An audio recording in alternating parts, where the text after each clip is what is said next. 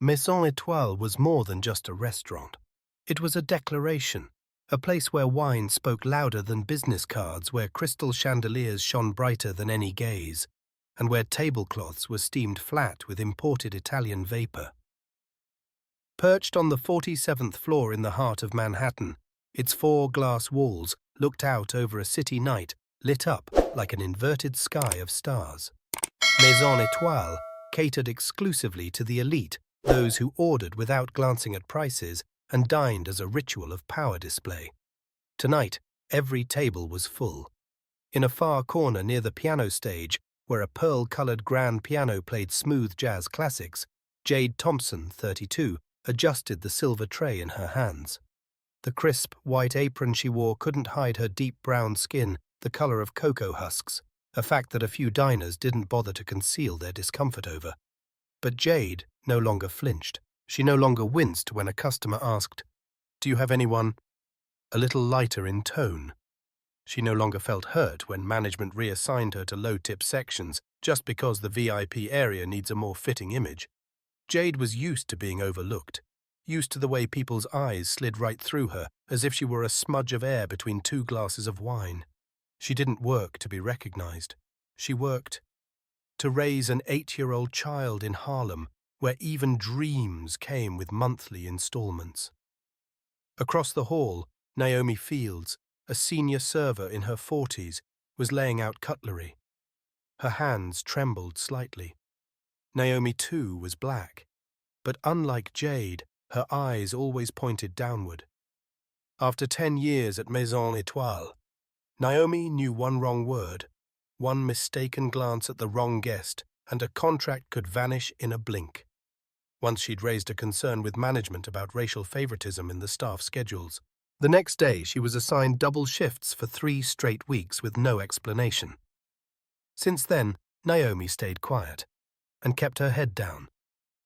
Until tonight. At exactly 8:31 p.m., the elevator doors opened. Tech billionaire Bryce Langford stepped out, flanked by 3 suited men and 2 security guards. The entire restaurant seemed to hold its breath, not out of admiration, but fear of making a mistake. Manager Neville rushed to Jade and spoke in a low voice. "Table 3, glass terrace section. That's Mr. Langford. I want... You're serving tonight."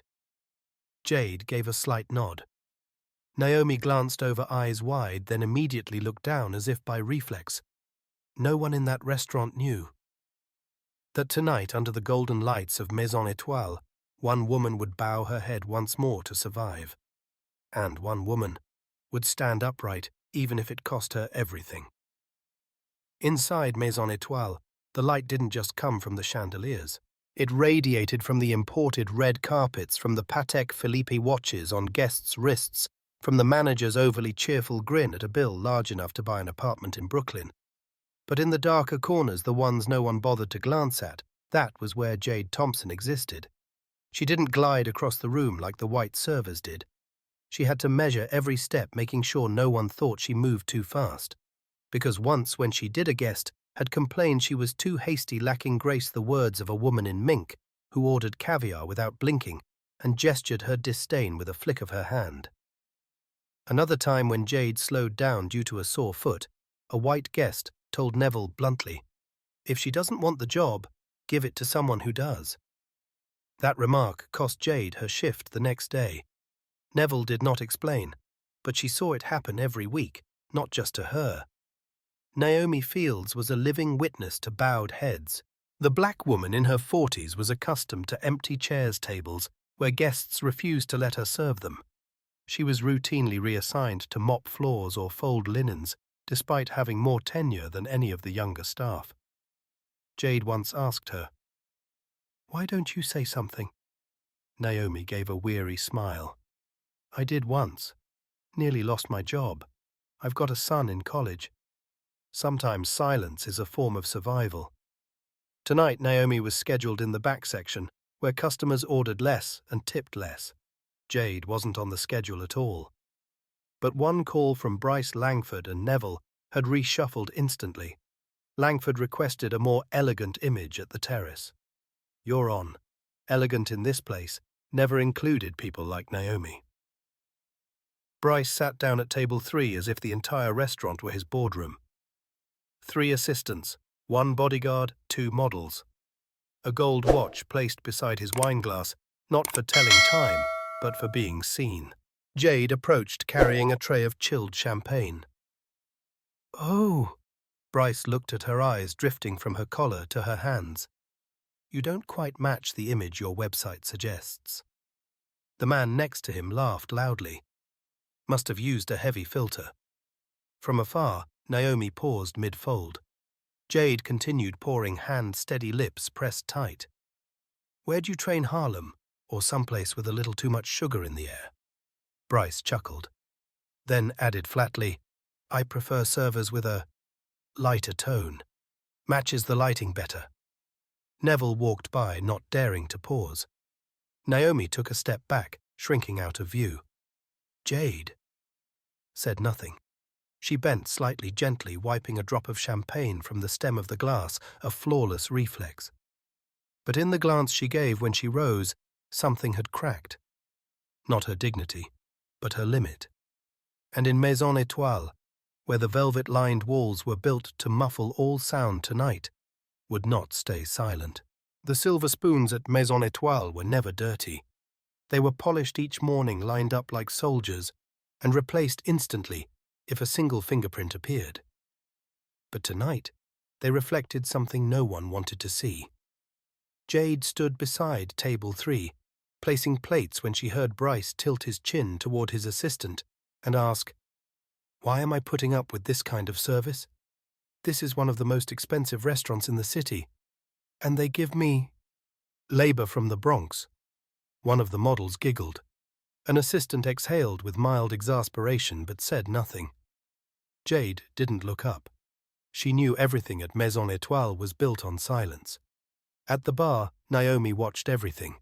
Her hands still folded napkins, but her movements had slowed.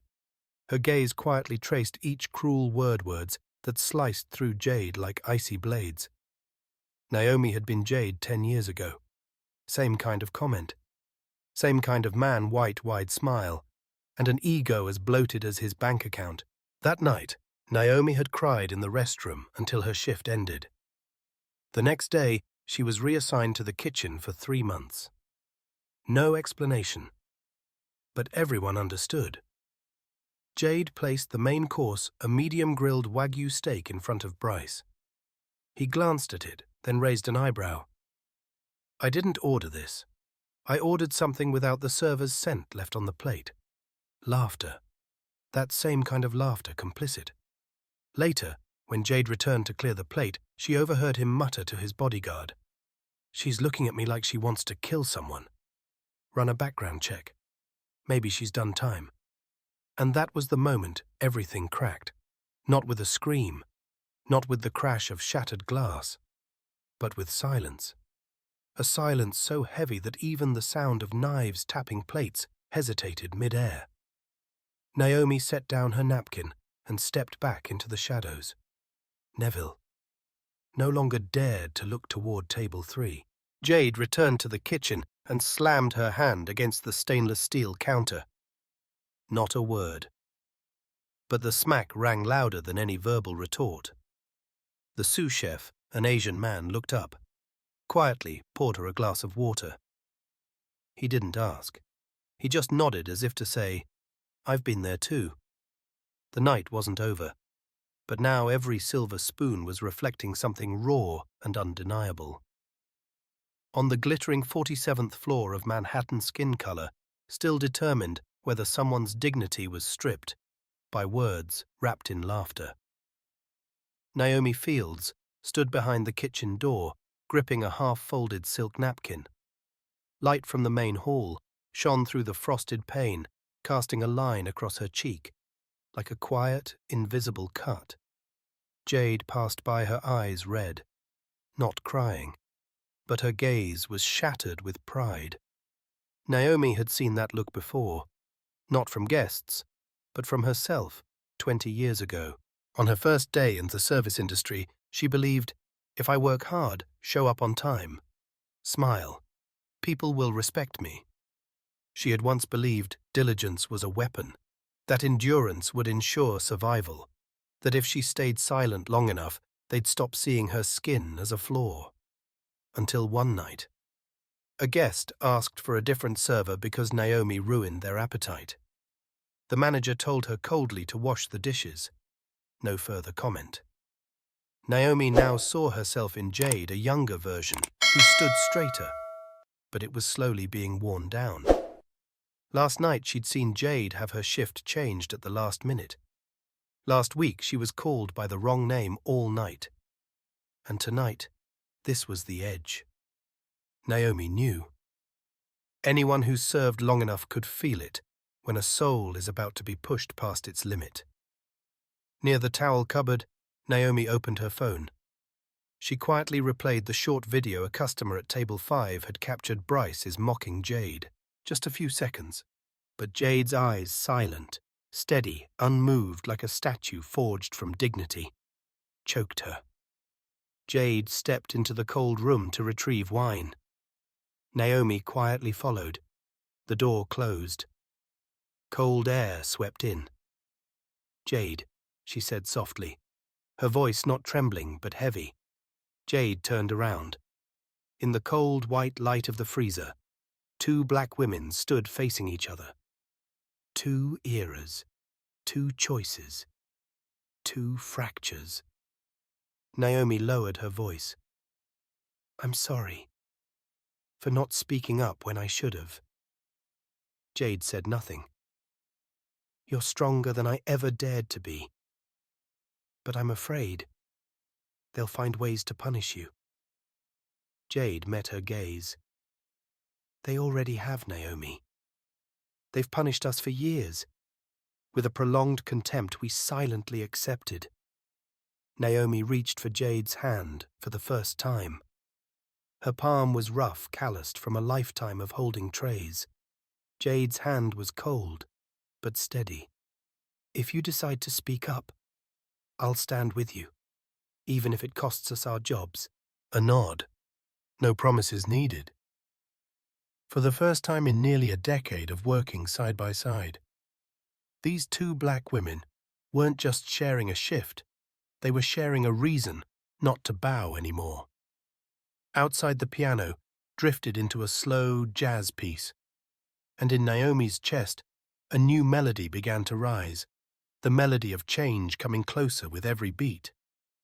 When Jade returned to the main hall, everything felt different. Not the lights, not the music. It was her. The way she walked among the tables was no longer a quiet submission. In her hand, the silver tray still gleamed, but her back was straighter now.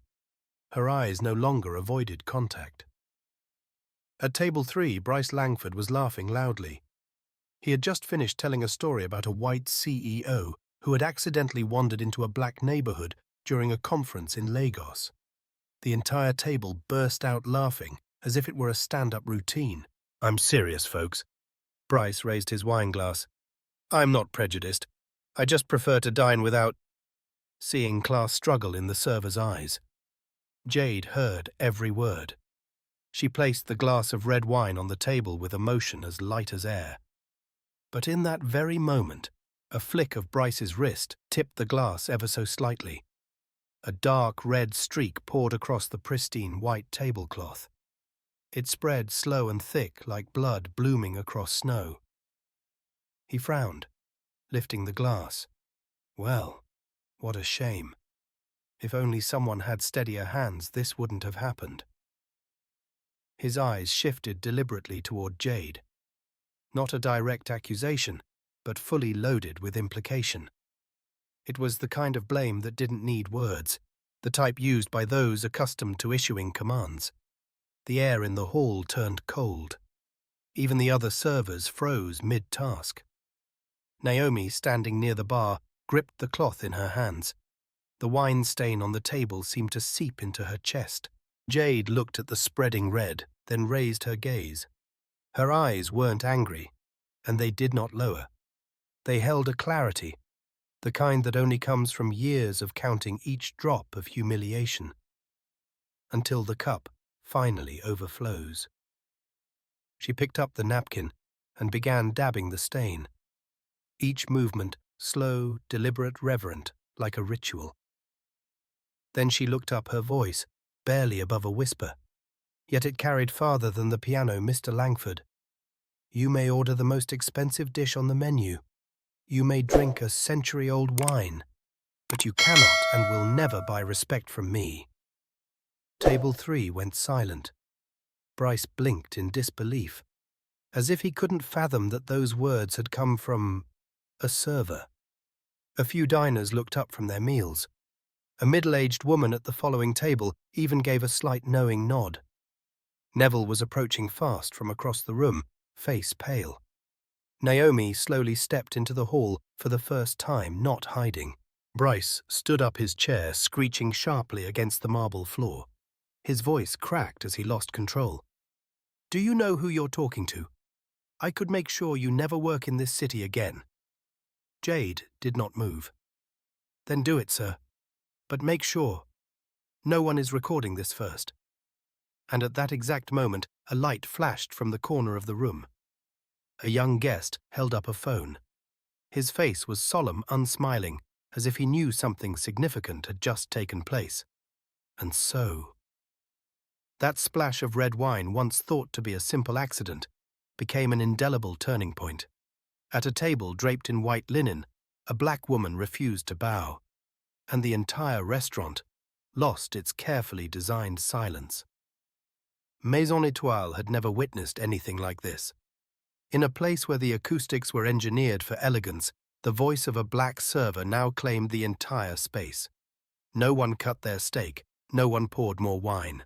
Everyone turned toward table 3, where Jade Thompson, hair tied neatly, apron crisp, eyes unwavering, stood tall before one of the most powerful men in America.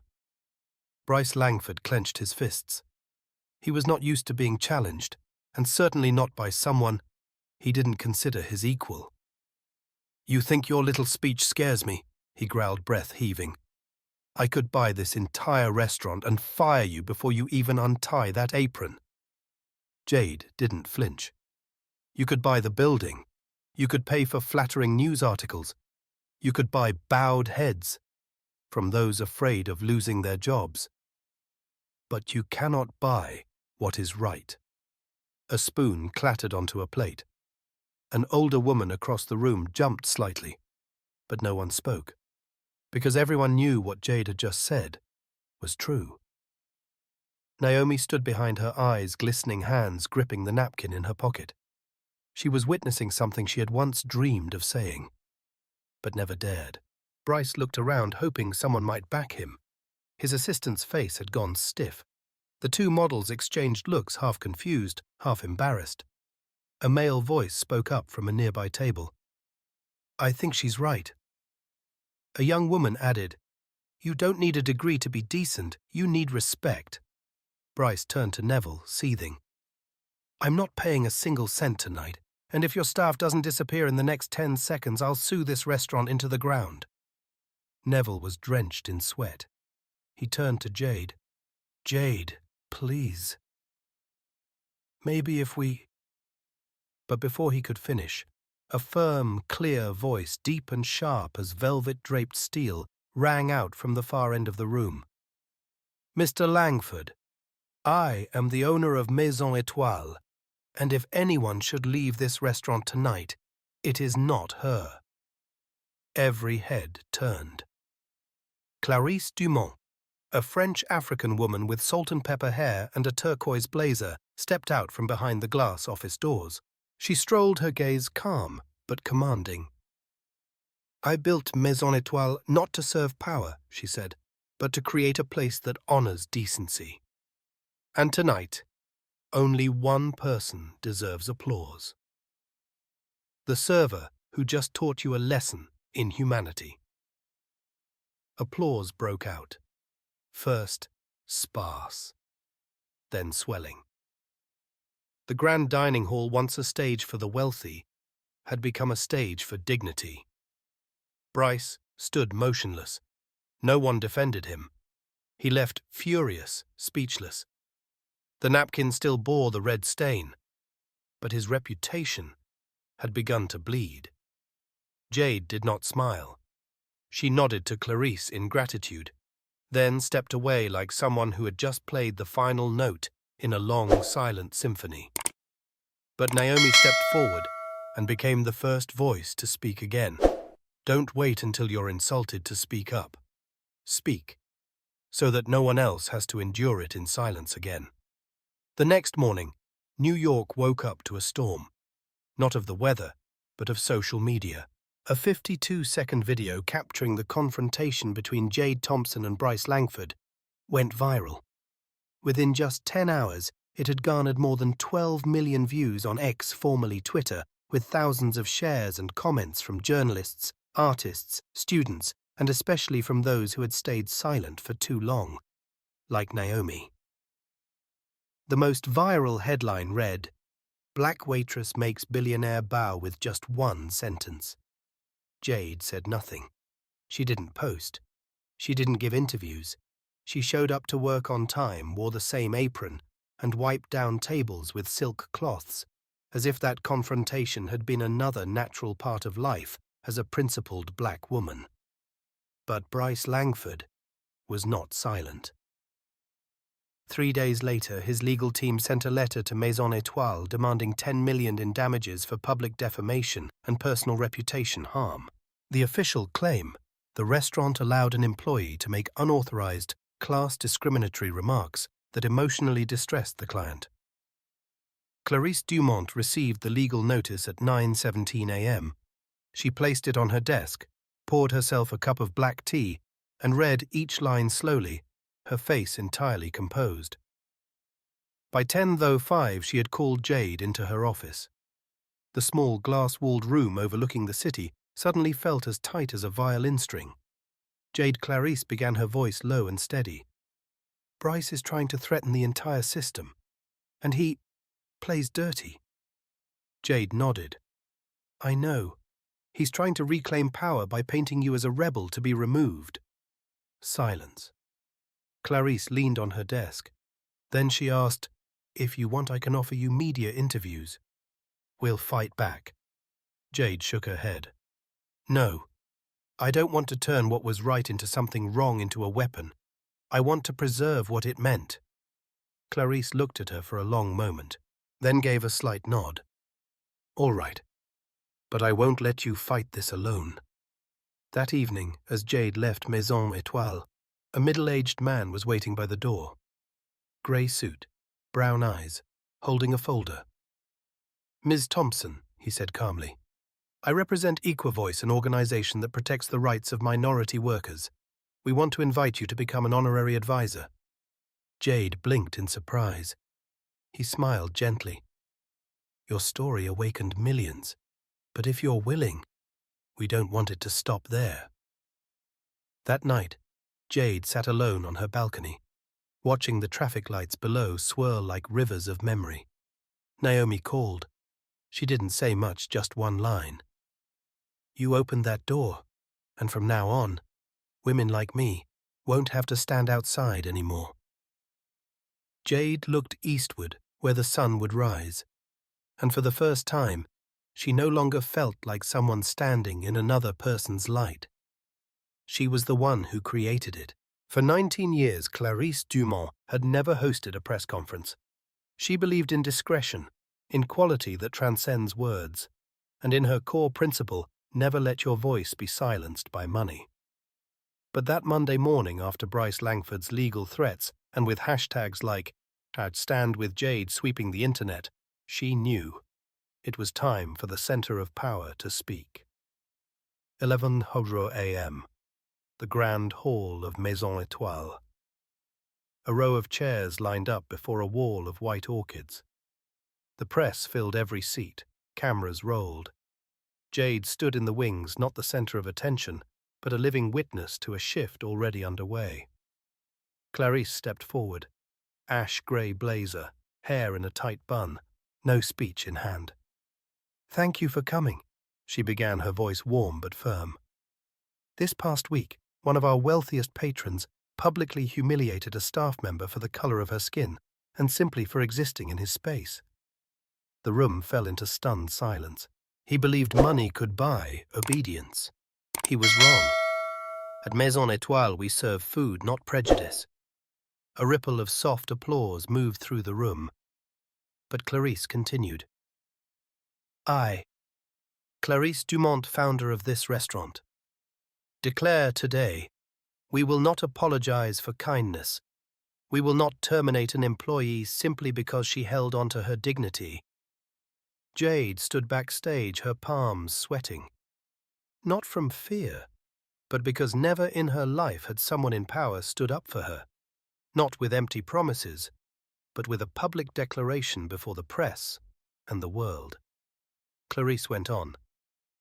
We reject all demands for compensation from Mr. Bryce Langford, and instead, we will redirect his unpaid tab over $17,000 into a scholarship fund for minority women in the service industry. The press room exploded. The hashtag Maison Étoile shot to the top of social media. Major outlets, CNN, Forbes. The New Yorker ran headlines, "A restaurant says no to power and yes to dignity." That same day, Bryce appeared on a conservative television network to rebut. But this time, he was met with hard questions. Investors began removing his name from boards. A major brand severed ties.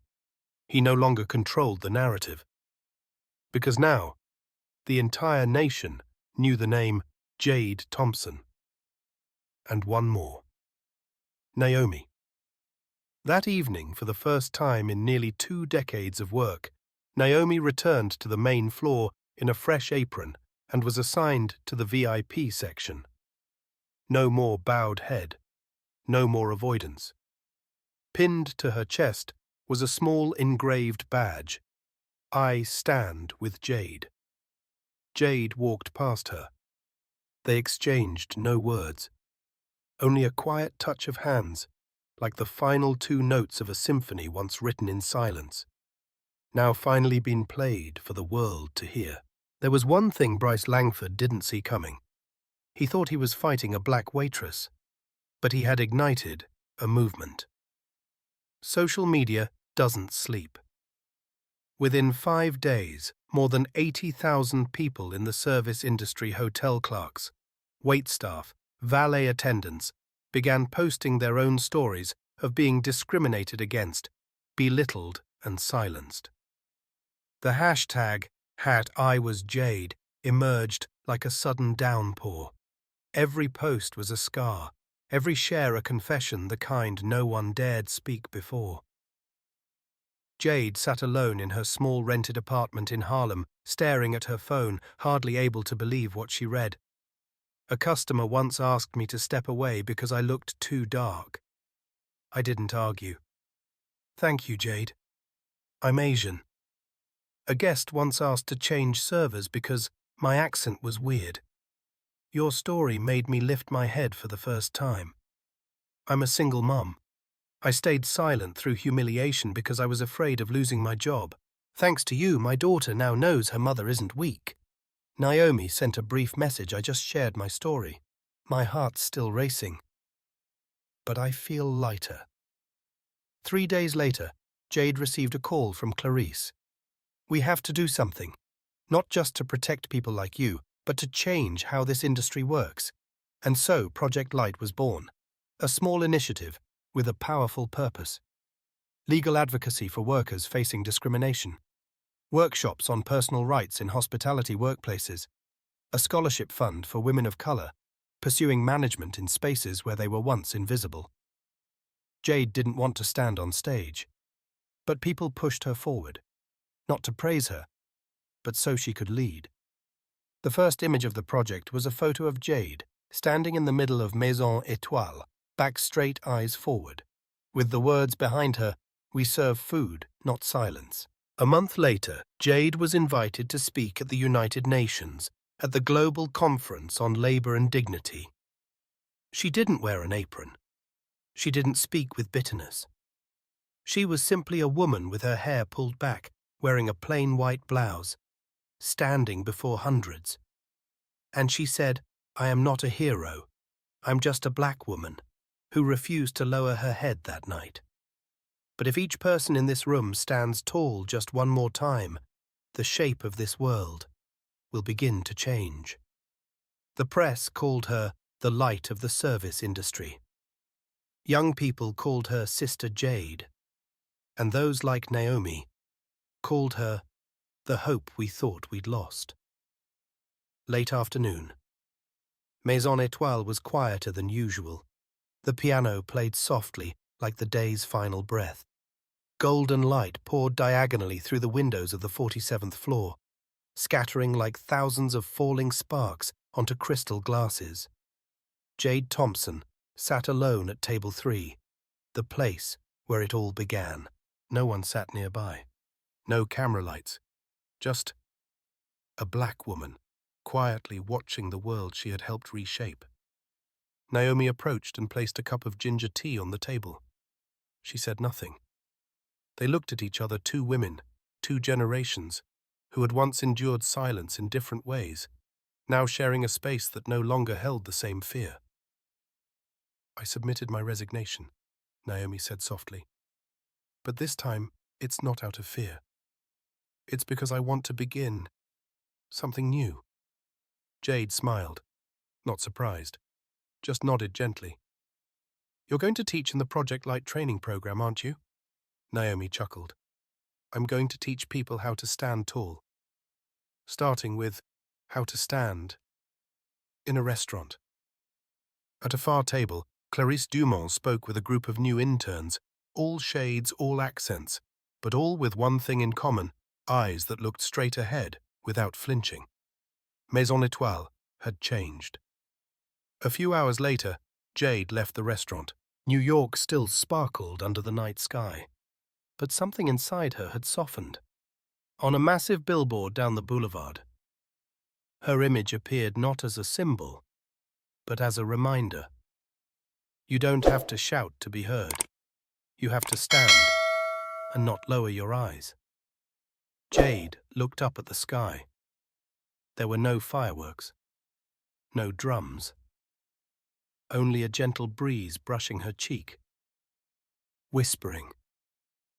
At last her voice had been heard, and it would echo on in the hearts of those who had once been forced into silence. Because this world does not change through a single scream. It changes when one person dares to stand still at the right moment.